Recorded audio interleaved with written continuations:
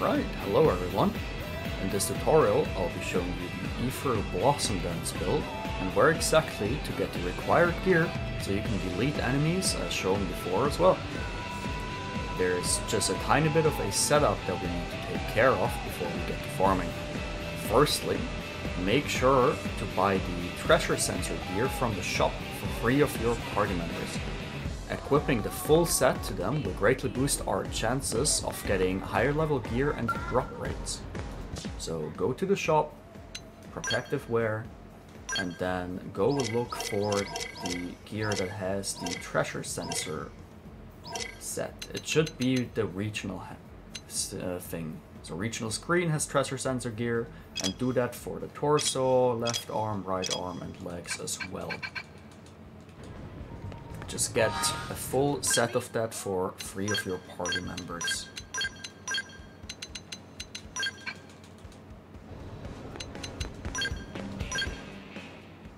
Just like this. Everybody has the regional gear on, the treasure sensor gear right here. Secondly, getting an Ares 90 or generally a strong level 60 skull will speed up the process by a lot, because we will need to farm some decently strong tyrants on repeat to get the drops that we want.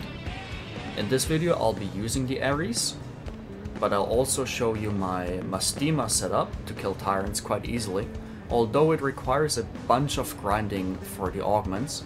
Main thing here is getting the Zenith Cannon weapon. This one right here. You get this by completing L's affinity questline, and then you can craft it at the terminal right here.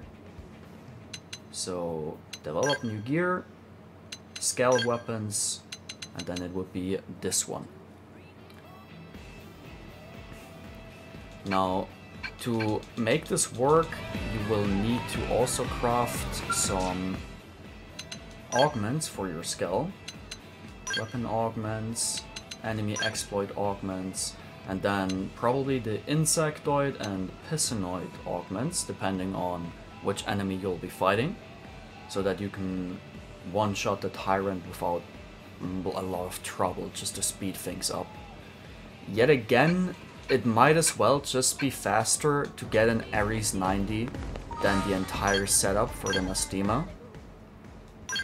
Now, you obviously don't need as much as I have right here, but just getting a few Ultrafauna Slayers, Insectoid Slayers will help this quite a lot. Having said that, let's get right to it. Starting off with the Longsword that I'm using the Receding Rust. Now there is exactly one enemy that drops this and only this longsword, and it is a super boss called Banda. You will need to have completed chapter 12 of the main storyline, as it will only spawn after having completed that chapter, but I'll show you where it is and how to farm it effectively.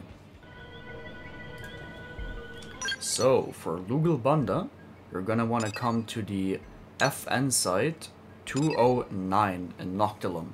It's right here. Go to your skull, take a left right here into the cave. Now he is only fightable on foot, so you can't be using the skull anymore.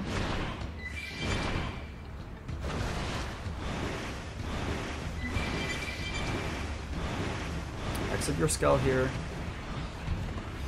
and then swim through this entrance.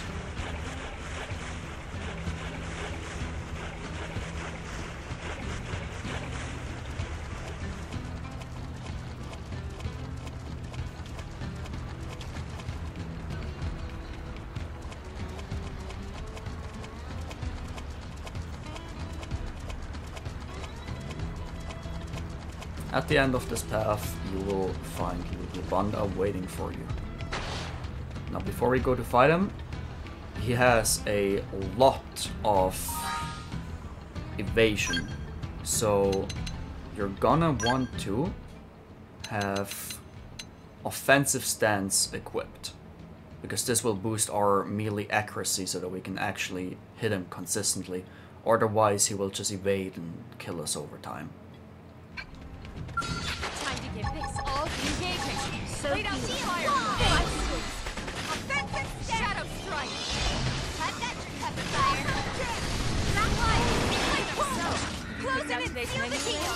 So this time he actually did drop me the You thing. know what I mean. Now for this weapon, you can use it right out of the box.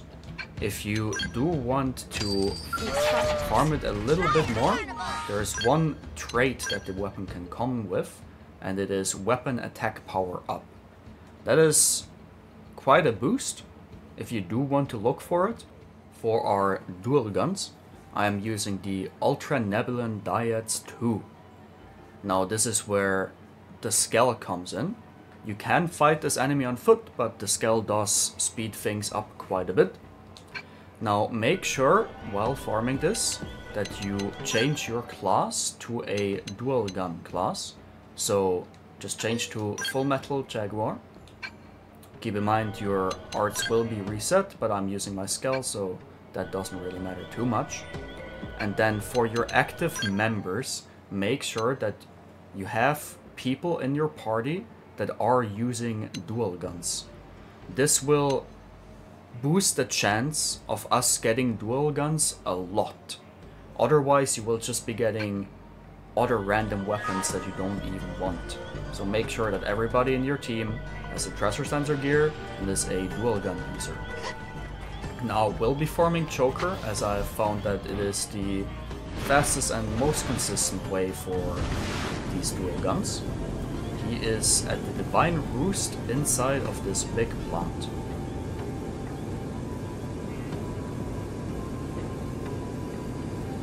Right in here.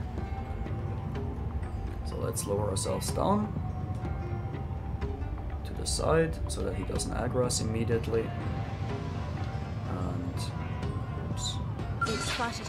Let's just use this art. Kill him from the side. I suppose I'm getting used to And he will drop a variety of dual guns. He just dropped us a spear, which is unfortunate. So we just go rinse and repeat. We just place ourselves here. Exit Skell. Return to Skell.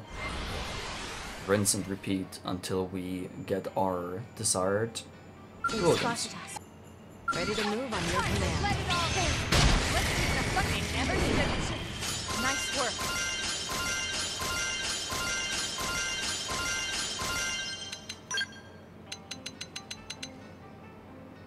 There we go. We got the drop from him. This took about 10 minutes.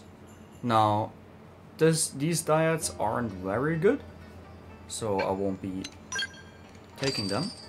The traits that we are looking for our dual guns are potential up, but they most likely come with that already. So we want potential up, overdrive count up, and or potential boost. You can get potential up, overdrive count up, and boost all at once, but that is incredibly rare and it requires a lot of grinding. So the ones I have right now just got potential up and overdrive count up, and I'm more than happy with that. Okay, next up is our head and our leg gear. Now we can farm both of those at the same place, which is the right here. Oh, when I can find it. It's the Bestial Utopia in Cauldrus. It's all the way up here on the north side, and it is this cave. Now there are two types of enemies in here that we're gonna want to be farming. There are the Karos, which are the dogs or wolves or whatever you want to call them, and those multipoles, those plant enemies right here. These guys, oh, sacrifice. These guys will drop our headpiece. I shall use it all.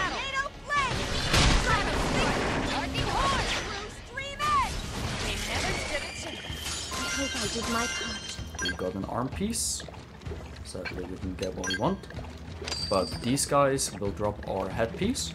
And then when you come in here, you can find those carrots.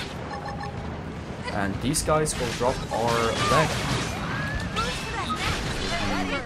You can farm both things. It's quite nice and also quite effective. Yes, we did it. I hope I did my part. Sadly, we didn't get either of what we wanted. But I can just continue my route through here and show you. Here's the next sacrifice. And you can just kind of walk through this cave, kill everything that you see. And then use the same method as before. Once you're done, once you killed everything, just return to your scalp. Rinse and repeat. Walk through here again. Nice work.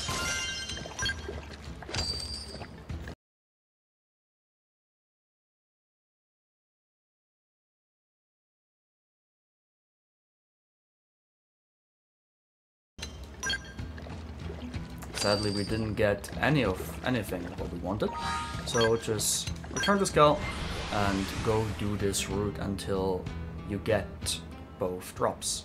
Now, for the traits that it can have, for the headgear, we definitely want both potential up and potential boost on the same gear. Headgear is the only type of gear in this game that can have both. For our legs, it's just whatever, honestly. We only really want the max TP up, and this will always come with all leg pieces. I'm just using this example because it's two gears that you can farm at the same place, so it doesn't really matter what else you roll on this. And then for both of our arm pieces, the Ultra Infinite Ward L and the Ultra Regal Rest R are both dropped from the same enemy here in Cauldrus. So you're gonna wanna go to the FN side 508 or just go to the Sunset Falls, teleport there. And this is another enemy that speeds up the process if you have a Skell. Because it's actually kind of tough to fight this enemy on foot. Turn around, fly up here, above the waterfall, and it is this enemy, is Nanny, this Smoldering. You can just kind of come down here on this rock formation, and depending on what Skell you have, if you have an Ares, you can just kind of press a Gashra cannon and it will take care of you, of it for you. And just rinse and repeat with the same strategy, exit Skell, return to Skull. Now, the Zenith Cannon and the Mastema White Reaper can one-shot this boss for sure if you have the right augments, but that is up to you. There we go, we got the Ultra Regal Ward R. Now, we sadly got the blue version, so that's not really beneficial. But this enemy will drop both of the arm pieces that we want. I'll just go kill him once more, see if we can get something good, just for good measure.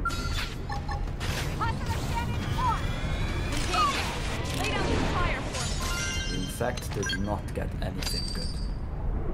That's unfortunate. Now, for the stats that you want to have on it, you definitely want max TP up and melee attack up for the Infinite Ward L. And for the Regal Rest R, you want overdrive count up. This is really important. If you do happen to get both overdrive count up and melee attack up, that is amazing.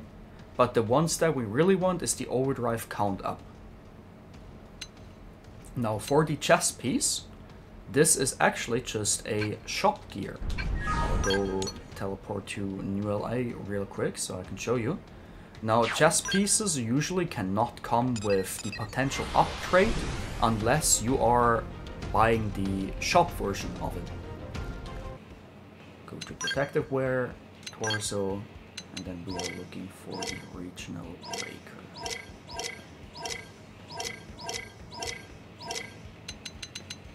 There it is. It's exactly this piece of gear. Now that you have all the gear that you need, let's talk about the augments that you craft. For the receding rust, I like to use 1 weapon attack power up and 2 appendage crushers. And for the Nebulon Dyads, I am using 3 appendage crushers. It's really important that we get the maximum of 5 appendage crusher augments right here to get the 2.5 times damage boost when targeting an appendage. This is really important when we're coming to the skills that we'll be discussing just after that with the core crusher skill. Now for all the other stuff, I have 1 potential up on my head, another potential up on my chest, the 3rd potential up, and then 2 potential boosts for the last pieces. So 3 potential up, 2 potential boosts. Just in case you don't know how to get those augments, it's engineer augments and then weapon augments and then special augments, appendage crushers. These are pretty cheap. They're really cheap actually. So getting 5 will not be a problem at all. The armor augments is where it gets a little more expensive, as we have potential up and we will be needing Bonchellium for this. Same thing with the potential boost, it also needs a lot of Bonchellium. So you can craft those for here. And now let's get to the skill setup real quick. I am using the Drifter class, just because I like to have 5 slots available to me. You can definitely also use the Mastermind class for the additional 60 potential that it gives you, at the cost of 1 skill slot less, but they're both about the same as I have found out. So for skills, I use Inner Surge, boosts our potential by 20%, no-brainer. We have Core Crusher, which is an absolutely insane skill. Ether Attribute Attacks, which is our entire build, can't deal damage to enemy appendages, but we will get a 150% primary damage multiplier when targeting them. Now this is insane, because this is a completely standalone multiplier to the damage that we are already doing. So it is a 2.5 times multiplier from our appendage crushers and another 150% multiplier from our core crusher. Then I am using Aura Assault, which boosts melee attack and accuracy when we have an aura active, which we will always be having. And Supreme Sword, which boosts damage by 100% when triggering melee combos, which we will also be having 100% uptime. And then I am running the Phantom Counter, which boosts your Aura Drive count up by 12 when activating it. This is so that I can get 50 count by activating Overdrive once, and as we have 9000 max TP, we can immediately stack our Overdrive to the maximum while also having enough TP left for our arts. Talking about arts, the only arts we really need are Ghostwalker, of course. Then it is Offensive Stance. This is really important because it boosts our accuracy and melee attack. This is really nice. And then of course Blossom Dance. This will be our main source of damage, and it is insanely crazy. Now the way you get this art is by completing Nagi's Affinity questline. Once you complete his Affinity questline, you will gain access to the art Blossom Dance. And that is about it. That's everything you need to know about my setup. I will play another clip here of me using it and completely obliterating enemies. I surely hope that you will be getting lucky with your drops, and I also hope that this video has helped you, as scuffed as it may be, as it is my first tutorial. And I wish the best of luck to you, and I hope that you will have fun with this setup. Thank you for watching. Bye bye.